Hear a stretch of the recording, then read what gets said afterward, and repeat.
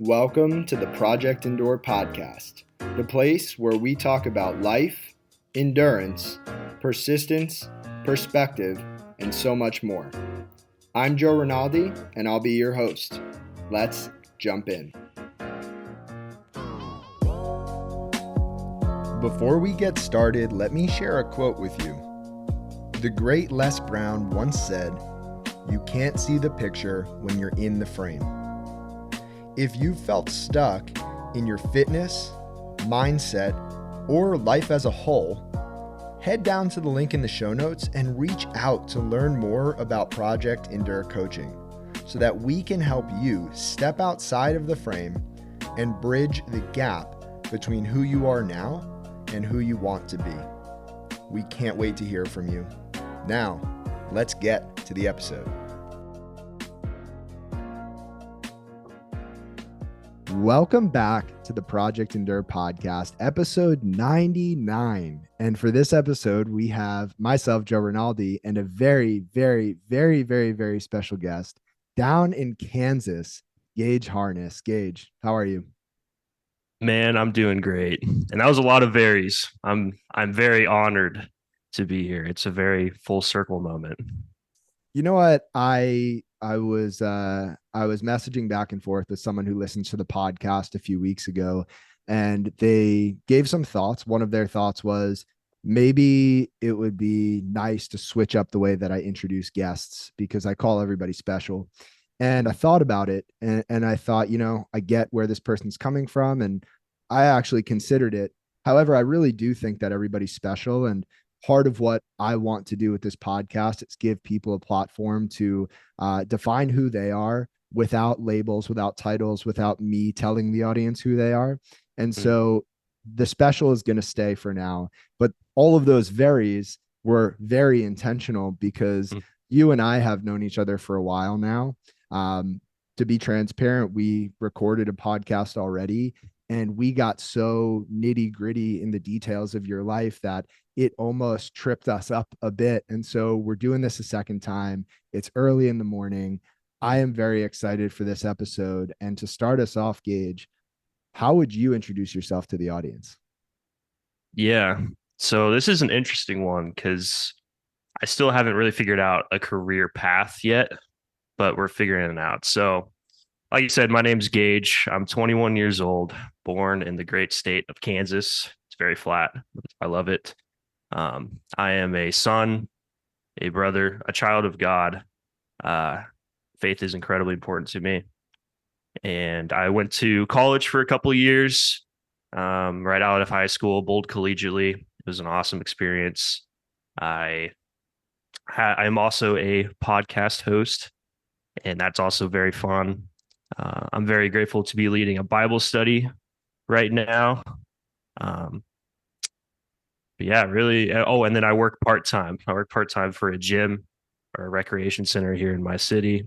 And I mean, I love good conversations. I love loving others. And I'm excited, Joe. Hopefully that sums it up. But yeah, no career yet. We're figuring that out. Yeah. And like you and I have talked about for a while, you've got time. You are, in your 20s going on 60 from a mental wisdom standpoint. And I know that'll shine through in this podcast, but to take it all the way back to when you and I first connected, do you remember when we first connected and what that was like for you? And then I'll tell my side of the story. Yeah. So it was July of 2021. I just got out of an internship and man, I was in the mud. And I remember thinking like I need to find something to commit to and build some confidence back. And I just thought about it. I was like, I could do like a 5K, I could do a full marathon. I was like, let's go in the middle. And I said, let's do a half marathon. And fortunately, I believe even before I went on that internship, and this is about July, and so that was probably about May, I believe I found you on Instagram. And I found you through BPN, saw your stuff, and I was like, this dude's awesome. So I reach out to you, and pretty much instantly you're like, yeah, here's my phone number, call me. And I'm like, all right. And I don't remember exactly what you were doing, but I think you were going to the beach with your wife, Michaela, and we just started talking and we went very deep right out the gate. And you're already asking me hard questions. And so I was like, this dude's it. And also, we share like one of my favorite quotes, which is a river doesn't cut a rock because of its power, but because of its persistence. And I remember reading that in a newsletter, and that's my favorite quote. And I was like, all right, this is my guy. And we've taken off from there. So, I do remember that car ride and that phone call, and I was going to the beach. And from that point, we decided to work together in a coaching capacity. You were training, from a fitness standpoint, and we also dove into the mindset component a little bit. And over time, it transitioned more and more into the mindset realm. And the reason why I wanted to work with you was because I saw a lot of myself in you. And I also saw how badly you wanted to grow and change. And yet you were in this environment that didn't support that fully. You didn't have necessarily the circle around you, the environment around you to help nurture the growth that you wanted. And I saw how badly you wanted it. And so it was such a pleasure from the beginning. And I remember a handful of phone calls, whether you realized this at the time or not, where I was tearing up on my side of the phone, just listening to your story, your struggles, and your life. And we formed a really special bond. We've had two Project Endure events up here in Philadelphia, and you win the award for the most consistent traveler. You came from Kansas both times. And it was so cool to see your transition from the first event to the second event. They were separated by about 10 months.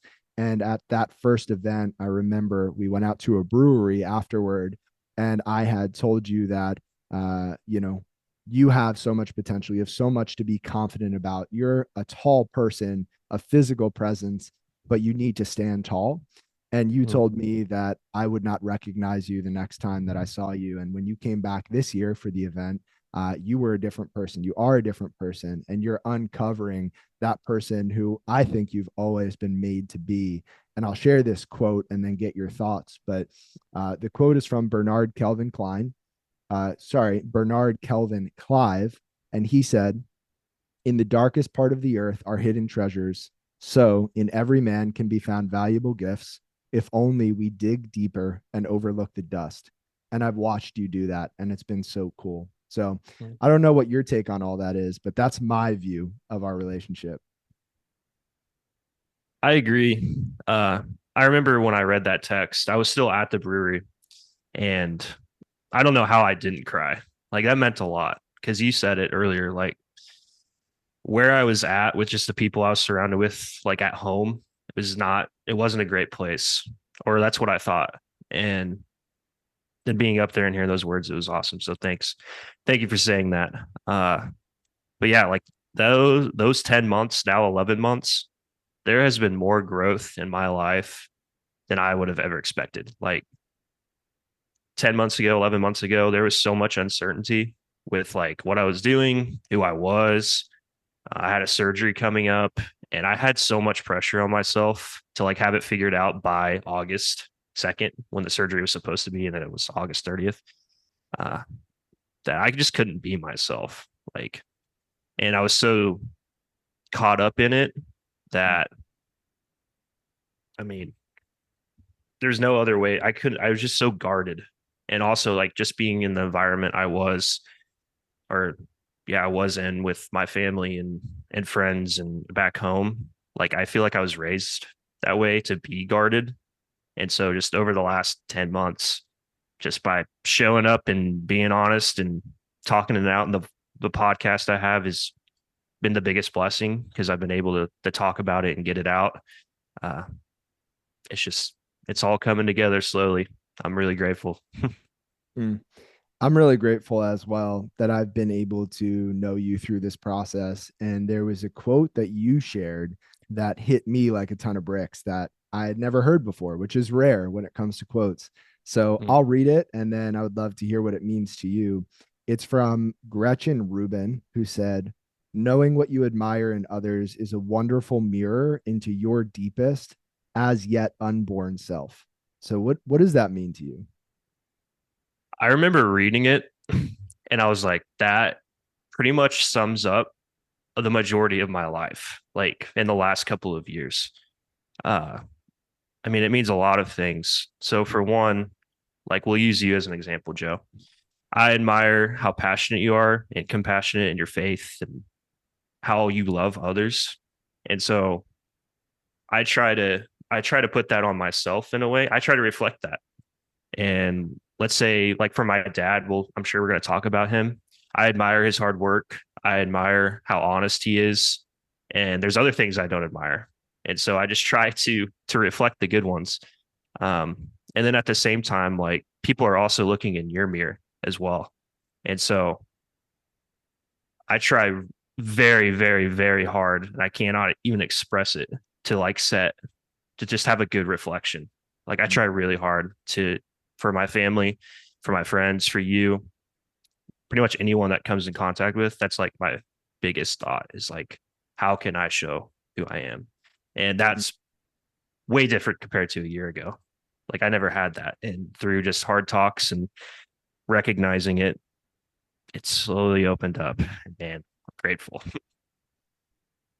I've always viewed personal development, the pursuit of potential, as this thing that people would reach toward, that you would work toward as if it were something external to us. And a combination of the past year of my own life, reading that quote and doing some reflecting on some other things has led me to believe that our potential, our greatest self, our authentic self is not somewhere outside of us that we need to find or grab onto or search for. It's inside of us. And instead of going to something for this, we are just peeling back layers of ourself until we get to the core of who we've always been meant to be. And, I just had my 29th birthday, and I'm not a big birthday person. I like to fly under the radar. I'll do everything I can to let people not know it's my birthday. But I felt very loved and appreciated, and got some time to just reflect and realize that this past year of my life has been the shedding of layers that are getting me closer to the core of who I am. And I've seen you do the same because you've always been this person. And I feel like I've seen that from the beginning of our relationship. And it's so cool to watch you start to realize that what you're looking for has always been inside and is still inside. And it's a challenging process and also a very rewarding one. So yeah. I mean, I'll transition this into kind of our first big question, and then we can dive deep from there. But when you look back at your life so far, what is the hardest thing or circumstance that you've ever had to handle that you did not get to choose for yourself? Yeah. So I would have to say the relationship with my father. So I'm 21 now, and for the first 19 years of my life, I hated him with everything I had. And I also want to preface everything like, Dad, if you are listening, like, I've forgiven you, truthfully. It's taken multiple tries, and I don't want to paint a bad picture for any of the listeners. He is a good man. He uh, he just has trouble showing his own layers, as do I and everyone. And those first 19 years of my life, it was a lot of emotional abuse, verbal abuse, physical abuse, and it fueled a lot of anger. I was a very, very angry kid. And I mean, you're not able to choose your father, and I wouldn't choose any other father. And so, yeah, we can kind of dive in to how you see fit. But yeah, those years were very, very difficult, Joe. I know there's a lot there, and we'll do our best to unpack this in a concise yet comprehensive way. You have a younger brother and a younger sister, Logan and Sophia. What was it like being the oldest, navigating the relationship with your dad, knowing that you had these two younger siblings that you cared about, that you wanted to maybe even protect in some ways? How did that dynamic look like? Yeah. So ironically, my little brother just graduated on Sunday. So congrats to you, Logan. And then Sophia, she's the greatest. And it was really hard. it was really, really hard because I don't think they'll ever realize how much they mean to me and my family means to me.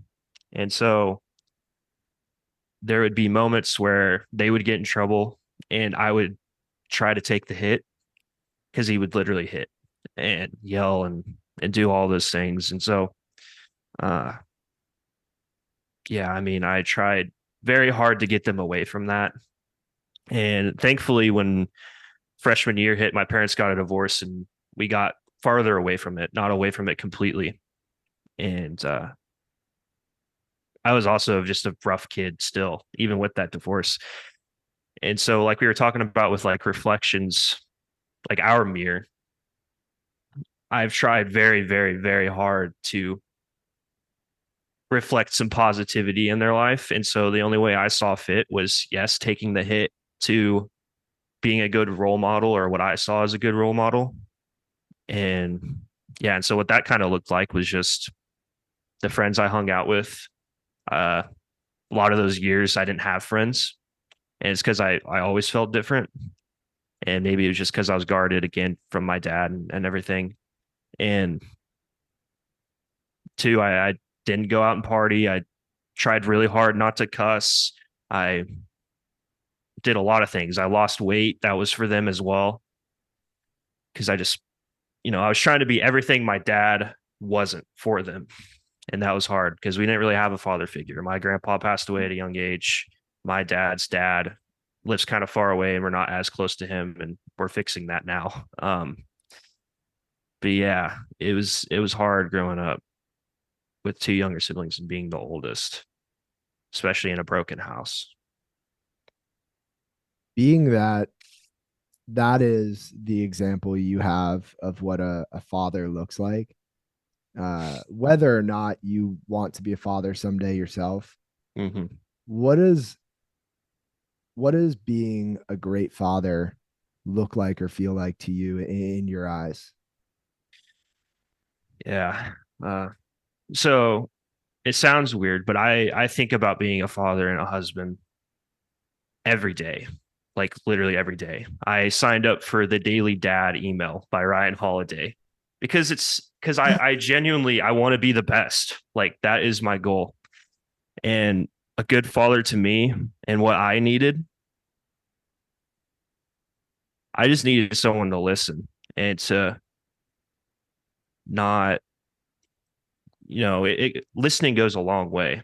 And I needed that. Like I had a father, but it felt like I didn't have one because I couldn't talk to him. I couldn't open up to him. He didn't understand me. He was very hardcore. I was more of like a hardcore worker. I was more of like a nerd. I'd rather read books, do homework, and do those sort of things. And he never really understood that. So when I'm a father, no matter what they like, and surely like I can set some type of guideline, in my life. You don't want to go off the rocker or anything, but I'd just be a really good listener. Um, I would love them as hard as I can, especially my wife, if that ever happens. And yeah, love her. And I'd be a man of God. I would um I would make faith definitely number one. And because it's changed my life. And I know that it changed my dad's life, and we're still working on getting him into church. But yeah, I think just overall, I would take some of the qualities away from my dad, like the hard work I was saying and the honesty, and just use them in a different way and just show by example instead of yelling. And yeah, You're going to make a great dad and a great husband someday. And the fact thanks. that you are signed up for the daily dad emails does not surprise me at all. That's the most Gage thing I've ever heard. Yep. And another example of why you're 21 going on 51. But there's a quote from Albert Camus. He said, "Don't walk in front of me, I may not follow. Don't walk behind me, I may not lead. Just walk beside me and be my friend." And I imagine someday being a father as as being a friend who Mhm. can lead and love and listen and learn through the process because none of us are perfect. And, as a kid, I always looked up to all the adults in my life and just assumed that they had it all figured out. Mhm. You're, 5, 10, 15. You look up at these people who are 25, 30, 35, and you just think, wow, they've figured it out. They're adults.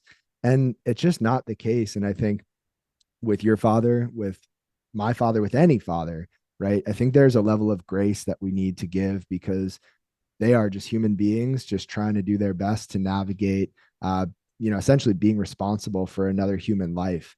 And it's not, I can't imagine it's easy. And so, with that being said, I've got one more quote for you and another question. This quote is from Voltaire, who said, I don't know where I'm going, but I'm on my way. And it's clear that you don't know exactly where you're going. And I don't think most of us do, and myself included, but we're on our way and we're trusting that things happen for a reason.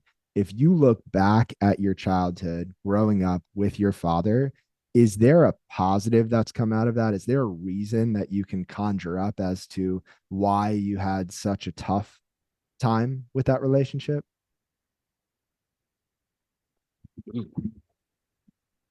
Like why there was like a point, a time where it flipped, like that sort of thing. Yes. So that, and also, a lot of people would hear your story and hear what you said about your relationship with your dad and think, oh, Mhm. that's not fair. Why me? Oh, This is tough. Is there a positive? And have you been able to, at any point in your life, kind of say, well, you know what? Actually, this probably has happened because now I am X, Y, and Z because of it. okay, yeah. So mm, there is positives. I don't know if I could name a very specific moment in time. Actually, maybe there is. There is a moment. I remember coming back from this internship again, 2021. I just met Joe, and I remember I walked into the house and I was talking to my dad, and he's like, "So what's next?" Right? And again, we're staying on the positive track. What's next? And I remember just breaking down, and I told him like, I don't know what I want to do, no idea, and I'm lost, Dad. I need you. Is basically what I said. And I remember we're sitting there in the kitchen, and I'm just crying, and he's talking, and he's like, Gage, uh, you don't want to become me. That's what he said. And geez, happy tears. You don't want to become me, Gage. And he started talking. He's like, I've lived 18, like from 0 to 18 was a sad life. I put that on you. From 18 to 47, I worked the same job. I've hated my life. I raised kids that don't love me. And he said all those things. And um, that hurts, even talking about it right now, because I don't think he realizes that regardless, I love him and we love him. But I think the biggest positive is he showed me who I should be and who I shouldn't be. Right. Like when I become a father, I know that with my kids, I want them to be a better person than me and in every way. And I think that was kind of my dad telling me that, like, like that positive is like, I want to work a job that I love or create something that I love. I want to be a good father. I want to be a good husband. I want to have hobbies. I want to be physically healthy. We've had some scares with my dad with health, and he pretty much through pain showed me the way I'm supposed to be, right? Like I'm trying to be the polar opposite of him in a lot of ways. And that's not a negative thing. Like I truly believe that if you're a father, you should want your kids to be better, right? At least in my eyes. And so I would say that is the biggest positive. And so for each of those little moments throughout my life, just like the little or not even really little big things at the time, um, he helped me shape me into who I want to be. And so we're working on that. and who I want to be is the opposite of my dad in a lot of things. So I would say that's a positive. Mm. If your dad's listening to this podcast, in addition to what you just said, is there anything else you'd like him to know or want to say? um,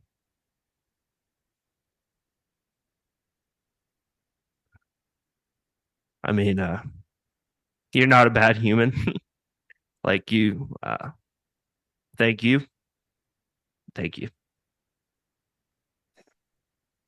Thank you, Gage, for sharing that. I know that's not easy, and Yep. I knew there'd be some tears on this one, and that's not a bad thing at all. I appreciate the emotion, and Yep. we'll transition this to the next question. And you know, when we spoke about this on the previous recording, I think you almost realized halfway through that maybe there were either multiple answers to the question or a different answer than with what you started with. Yeah. Question is simple: what is the hardest thing that you've ever done on purpose, and why have you done that thing? Yeah. So there's two moments. Like the last 3 years, there's always been something difficult, which is totally fine. It's helped me. Uh, so one, I would say the internship I did in December 2021, and then this past August for sure when I had to have surgery. And so I'll try to summarize both of them. So the internship I did was a self-development internship. It was sales and it was called Southwestern Advantage. And man, it was hard. So it was door-to-door sales, which is hard in itself. I'm away from my family. I'm in Louisiana. I'm from Kansas. I've never been alone. I hated talking to people because, I was guarded. I didn't know. And I was working crazy hours. I would work from 7:45 to 9:45. I talked to, I think it was like 1,900 families, or no, 1,900 doors I knocked on in 45 days. 1,300 families I talked to, and only 19 said yes. And so you become numb to rejection. And I think that's a good thing in some ways. Uh, but yeah, it was incredibly hard. I was there for, it was only 60 days, but man, it felt like forever. And I learned so much. And we could summarize that up. Like, one, there's a lot more time in the day when you use it correctly.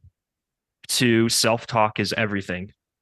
Because I mean, I was constantly talking to myself. I'd be like, in the morning, it'd be Louisiana humidity, and I'd be like, God, thank you for this weather. I love feeling this hot. Oh, thank you for sweating. Thank you for this flower. And it's like, all Mm. right, let's knock on this door. And then last is it was like one-on-one time with God. That's how I looked at it. Because I was working 80 hours a week. I was alone 95% of the time. And it was just by chance to show my faith and grow as a human and break all those insecurities that were put on me. And it did just that. So that's the first hard thing, and we can dig into that. Mhm. And then the second one would be this past August, I had surgery on my femur and my knee. And ironically, a year ago, 2 days ago, I hurt my knee playing spike ball with a couple of friends, and we hyperextended it, and I thought I tore my ACL or something like that. But by the grace of God, it was actually none of that, and it was something much worse. We found something way worse. So basically, it's called knocked knees in simple terms.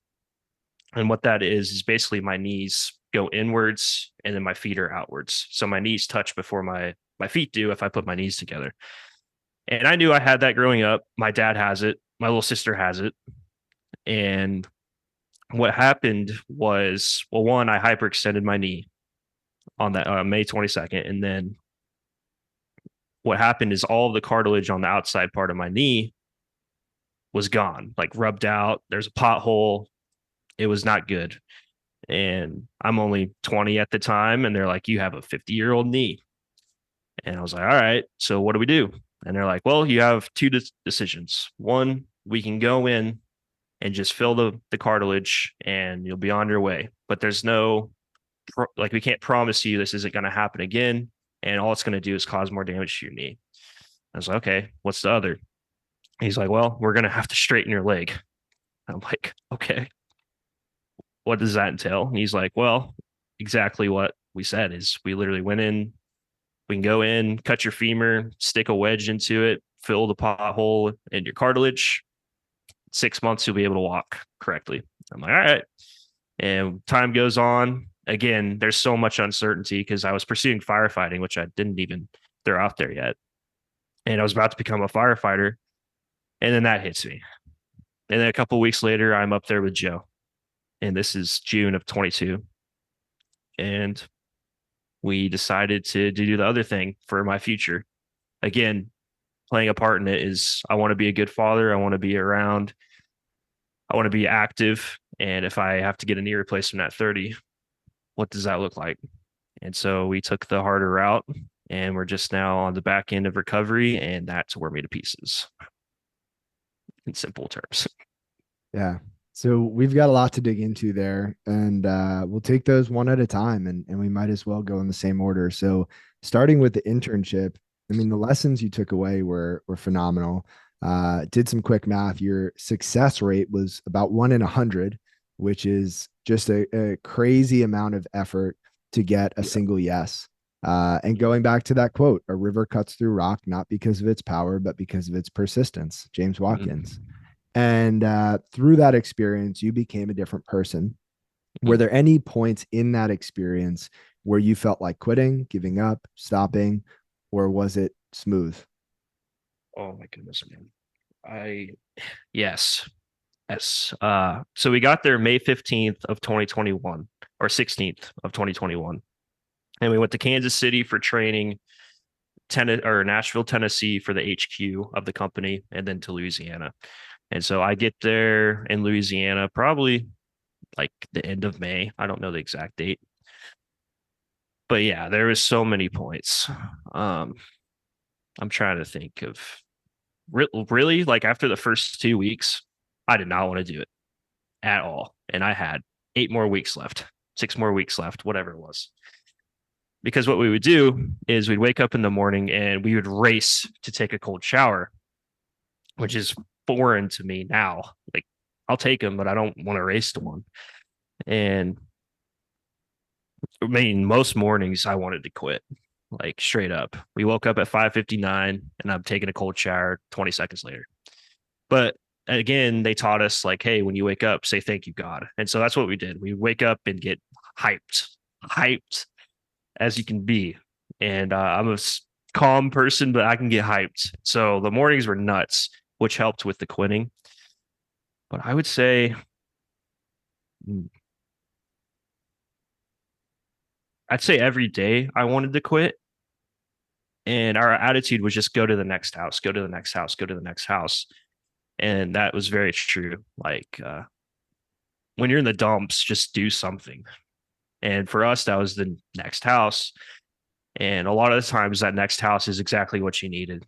And there's one house I can always think of, and we could talk about it. But yeah, every single day, I wanted to quit. And then we got out of there. So two things, and then I'll let you expand on that house that was really memorable for you. The one is a quote from Dale Carnegie, who said, "Inaction breeds doubt and fear. Action breeds confidence and courage. If you want to conquer fear, don't sit home and think about it. Go out and get busy." And to your point, when you're down in the dumps, oftentimes the best thing to do is to do something, Mm-hmm. to get moving, to overcome that resistance, to build momentum. Then the second point is recently I watched this short interview clip with Mike Tyson. And Mike Tyson, if you're listening, one, I'd love to have you on the podcast. I know you're a regular, but reach out and I'll put you on. So that's one. But two, for someone who's gotten hit in the face as many times as he has, he's got a lot of wisdom. Mm-hmm. And sometimes it comes out a little bit rough, but he's got a lot of wisdom. And in this interview clip, he was talking about how he has been rich and broke more times than anybody else that he knows. And it's been back and forth. He gets it, he loses, he gets it, he loses it. And so the question to him was, are you afraid of losing everything you have? And he just without hesitation said no, because I've been there before and he knows, I know I'll get it back, is what he said. And I think there's this callousing, there's this being comfortable with being uncomfortable that happens when we put ourselves in these positions over and over and over again, whether you're Mike Tyson and you've lost all your money, 4 times and gotten it all back, or whether you're Gage knocking on doors, getting 99 no's to finally get a yes. And so, with that being said, I'd love to hear about this one house that stands out to you. Absolutely. Yeah. So he does have a lot of wisdom. His podcast is very, very good. So Mike, hit us up. Um, so there's this one house. So I want to say it was like week 4. I'm out there. The first 2 weeks, actually, I made $0 straight up, and I worked 168 hours. So I wanted to quit. I was in the dumps, and we picked up some momentum. And so leading into that 4th week, it was early in the morning, and I'm at this very, very sketchy neighborhood. I remember the smell. I smelled like plants and like weed. It smelled like a lot of drugs. It was gross, like truthfully. No hate to them. It was just a bad, bad area.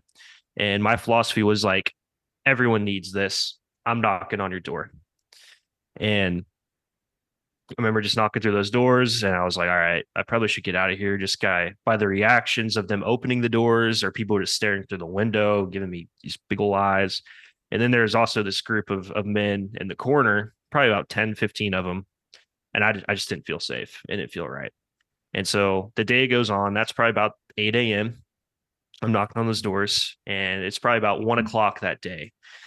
And I remember walking up to this trailer home and it was orange and rusted out and like it needed cleaned. It was very, very like there's no hygiene in that area.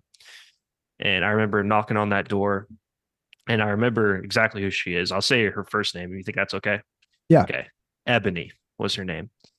And I opened that door, or she opened that door, and I just saw pure sadness in her face. And I do my approach. I'm like, hey, I'm Gage. I'm the book man. That's what we'd say. And she's like, yeah, come on in, come on in. I'm like, oh, okay. And I went in, and there's about 8 kids, 7 or 8 kids sitting around. And I don't want to make assumptions, but they appeared to like all have like some sort of disability, like physically. And I recognized that. And I saw the mom, and they all looked broken and sad. And I remember sitting down, and uh, we just started talking. And it was not about the sale at all. I did not care.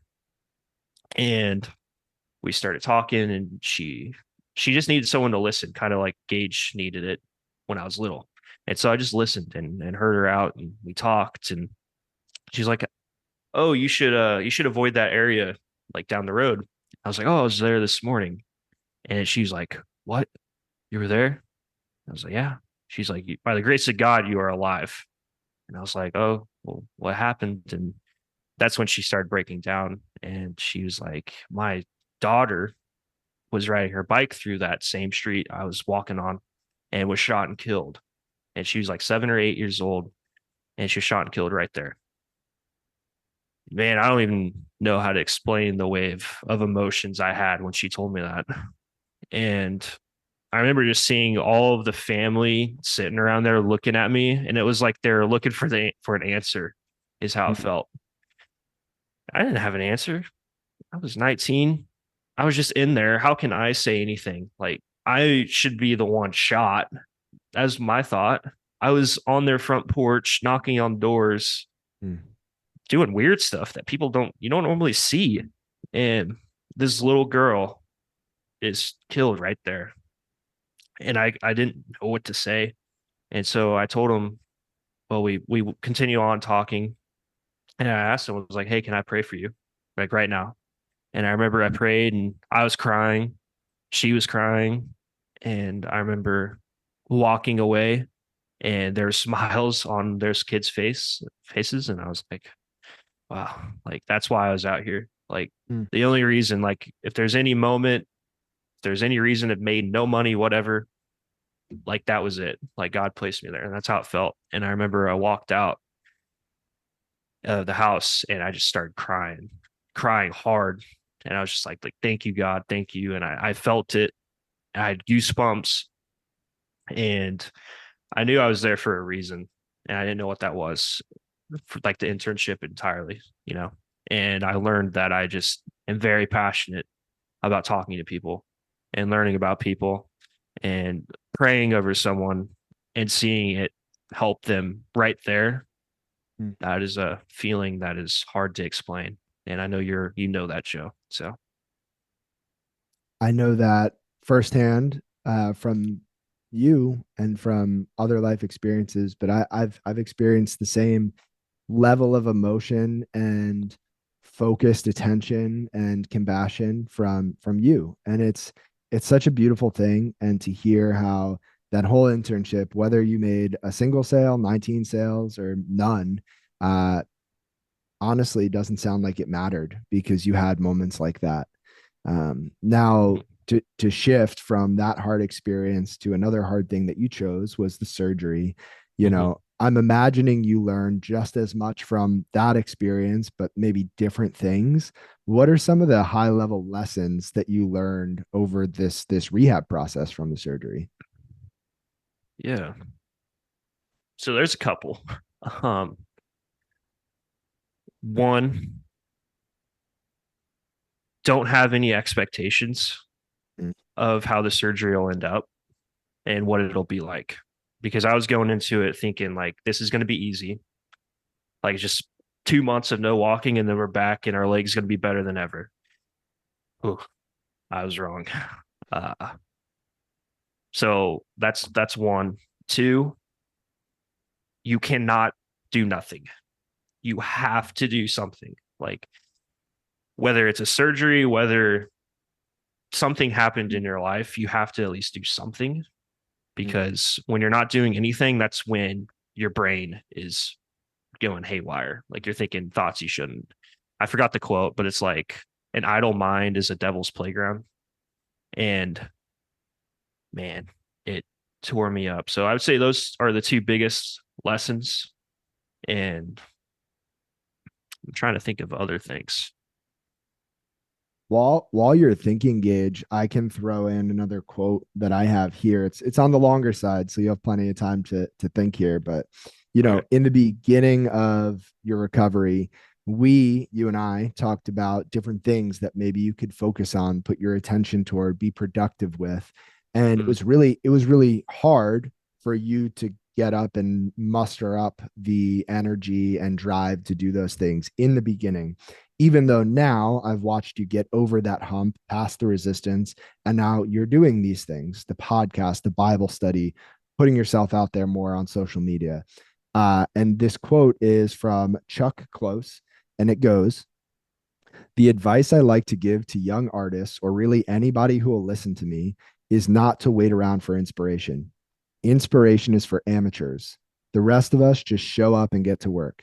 If you wait around for the clouds to part and a bolt of lightning to strike you in the brain, you are not going to make an awful lot of work. All the best ideas come out of the process, they come out of the work itself. Things occur to you. If you sit around trying to dream up a great art idea, you can sit there for a long time before anything happens. But if you just get to work, something will occur to you, and something else will occur to you, and something else that you reject will push you in another direction. Inspiration is absolutely unnecessary and somehow deceptive. You feel like you need this great idea before you can get down to work.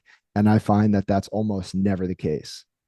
And I've watched you get to work, and I've watched you have this thing occur to you, and this thing occur to you, and this idea maybe not work, but push you in a different direction. And you're here doing these things. Was there a turning point where you said, okay, enough is enough? I need to stop this and I need to start moving and doing and acting? hmm.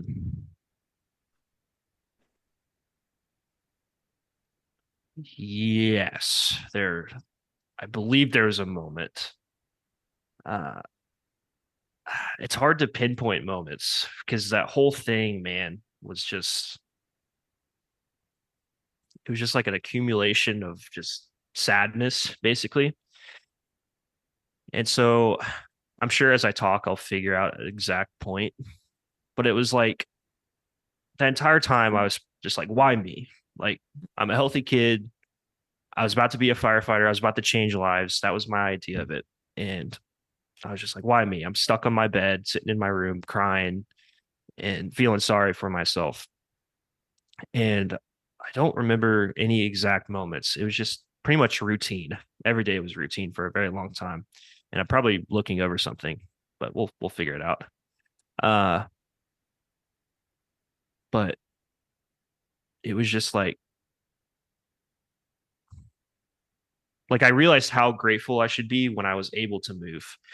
And so I mean, I try to translate that into everything. Like, oh, I'm able to go to the gym. Let's go to the gym. Oh, I'm able to visit my family. Let's visit my family. Oh, I can visit church. I took that for granted. Let's visit church. And we've been doing that. And so I think just those slow moments, God just made me realize, like, hey, like you could be doing so much more, man. You should be so much more grateful. And I think that's why, and also through people like you and Christopher Gabine, if you're listening to this, uh, it's just I took that and I'm trying to run with it the best I can. And so that's how the Bible study came up. And also, I just, like I said, I love praying for people and feeling that. And maybe pastoring is in the future. Maybe I've thought about it, but yeah. I could see that, Pastor Gage. The thing that I want to just highlight is that you felt sorry for yourself. In Mm, my own story, I had seasons where I felt sorry for myself. A lot of the people who I've spoken to on this podcast and outside of this podcast who've gone through hard things have felt sorry for themselves. And I think that is part of being human. I think the gut reaction to play the victim card is part of being human. I don't know why that is, but I think that is the first thing that most of us feel, whether it's for a second, for a day, a week, a month, a year, a season of life. We feel like we are the victim. And it takes a very intentional mindset shift and a lot of energy to overcome that resistance to realize that I am not the victim. And instead of thinking, why me, thinking, why not me? And understanding that we can't control what happens to us and that we can't change the past, but we are where we are right now. And the only power that we have is the next choice that we make. And in that choice comes an immense amount of responsibility, one, and then opportunity, two, to maybe not change our circumstances in a tangible way like we would like. But when we can't change our circumstances, we can change ourselves. We can change our perspective. We can change our attitude. And I think in that way, overcoming the victim mindset, the self pity, is a really, really hard thing and a really, really life changing thing because once you do it once, I think it's easier to do it the next time that something hard happens to you. And it's cool to hear that you overcame that. yeah, man. And I might have to do it again on the other leg. So again, in, invested into it, but unattached to how it comes out. That was another takeaway from the internship. Mm. Um, just going to go in and know that I have to do something. Mm-hmm. So I'm excited for it if it happens.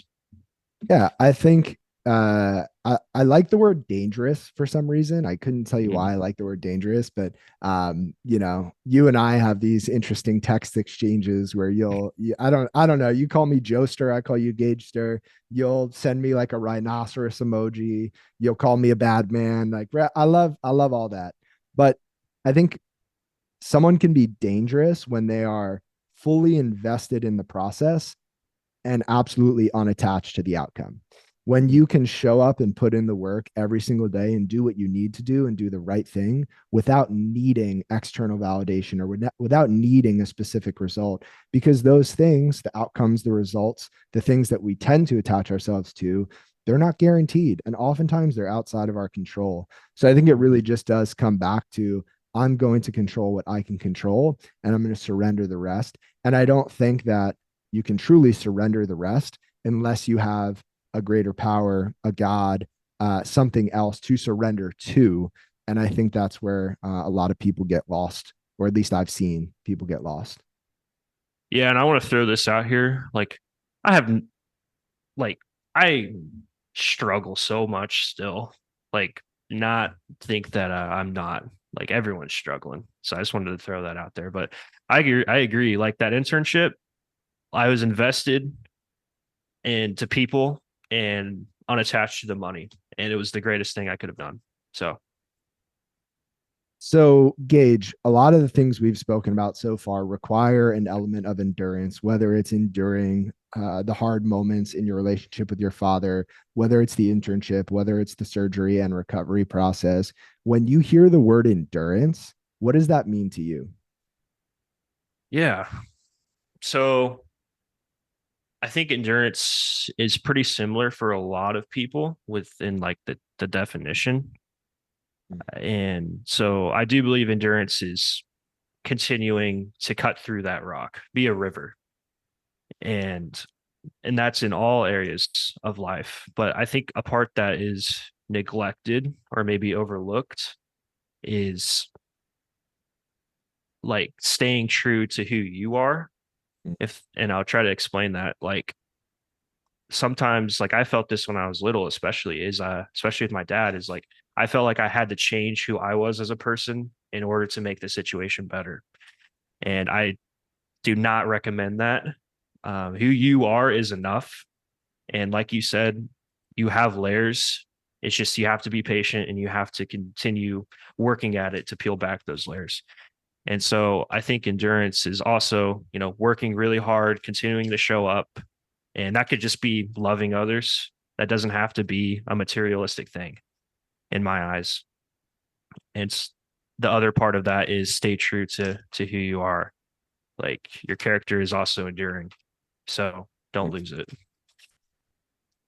I was going through Instagram, as I often do, to find audios to create reels. And there's this guy, Inky Johnson, and Inky, like Mike Tyson, I know, huge listener of the podcast. He's, he's very busy, but he listens to this podcast. So Inky, come on sometime. He's a huge inspiration to me. He was one of the first people I ever came across whose story resonated so much that it shook me to my core and actually changed the way that I thought about the world almost Mhm. in an instant. So for anybody who doesn't know who Inky Johnson is, type him in on YouTube, watch his story. It's powerful. Well, one of the things he was saying is that when you reach for the stars, you have to be careful not to burn up all the people around you. And I think that can mean different things to different people.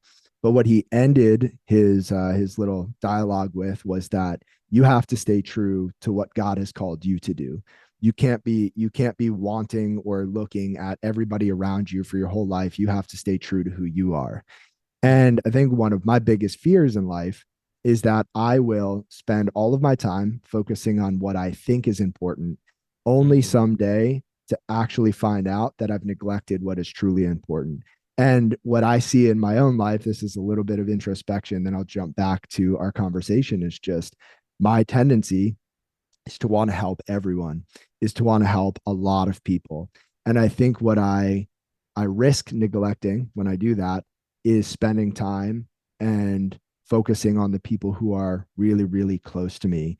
And Mhm. almost this, I take it for granted that these people are there and that they will always be there, and I take that depth of relationship for granted at the expense of trying to help so many people. And so I want to throw that out there because it just, whatever you said just now just made me think of it.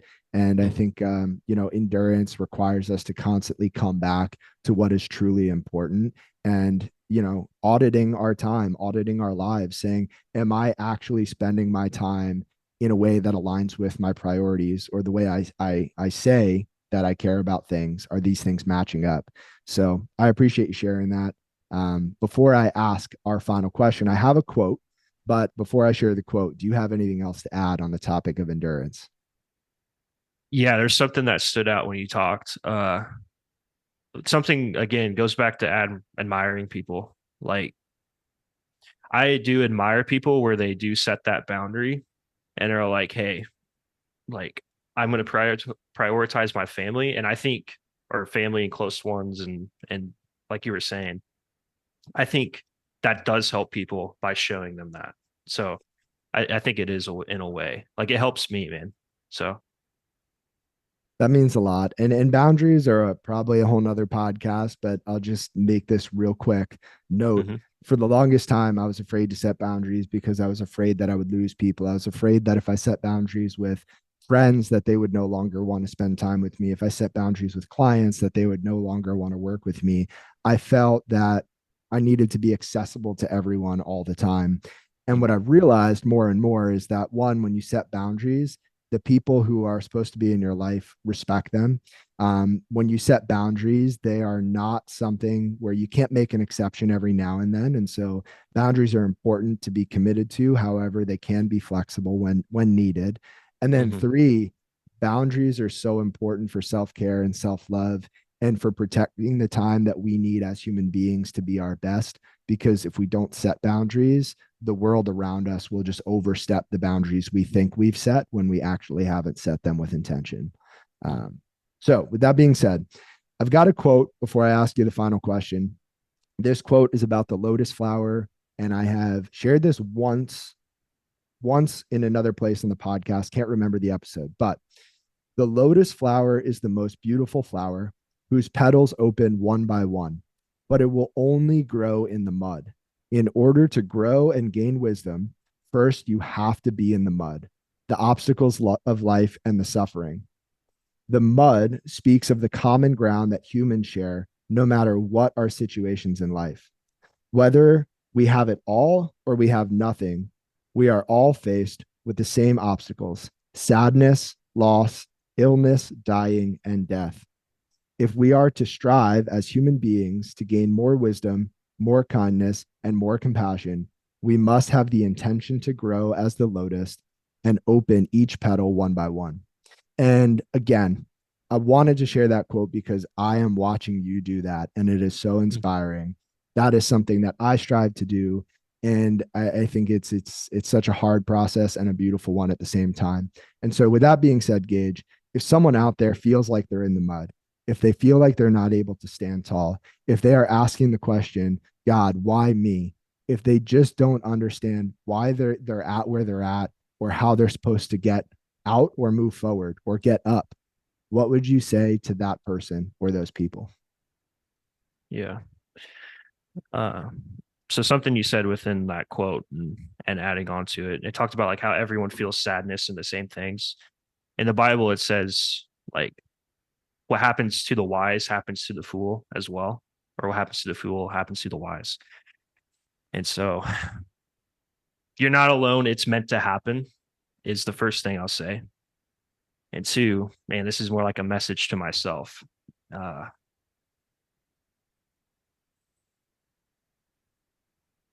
Patience. I think patience and grace is the biggest thing.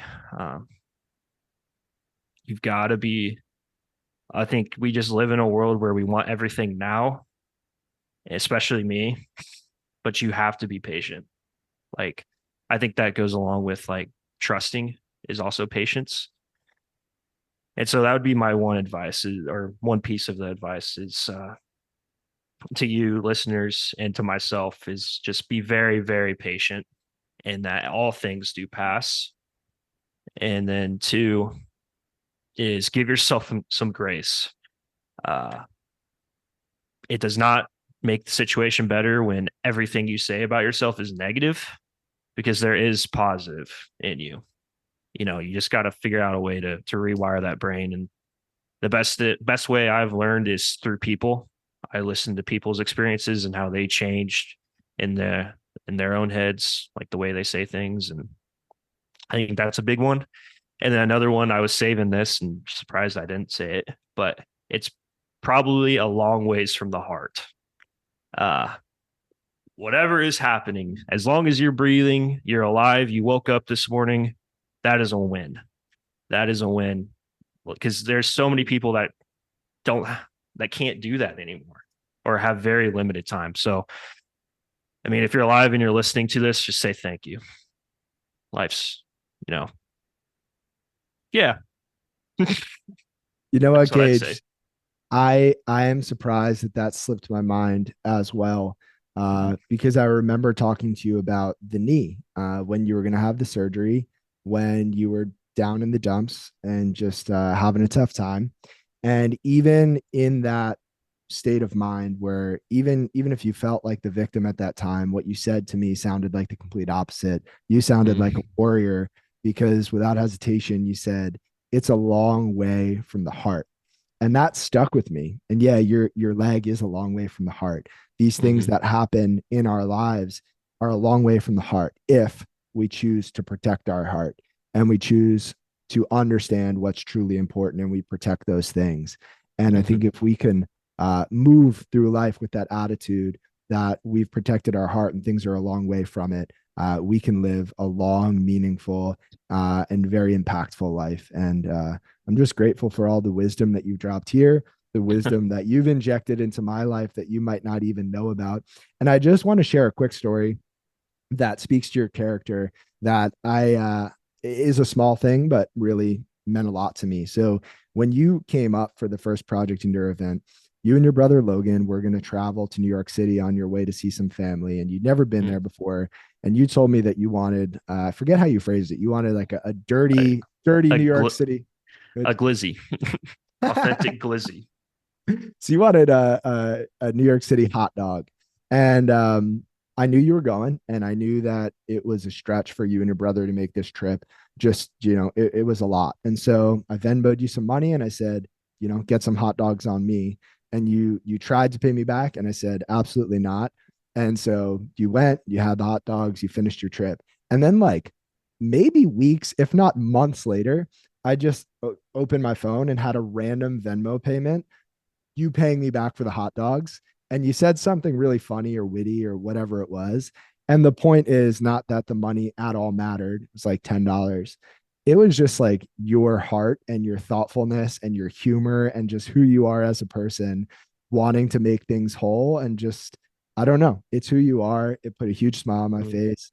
And I mean, to wrap things up, Gage, I appreciate you so, so much. And for anybody listening who wants to connect with a genuine human, whether you want to be part of Gage's Bible study, whether you want to just connect with him, whether you want to see what his knee looks like now that it's straight, where's the best place for people to find you and connect with you?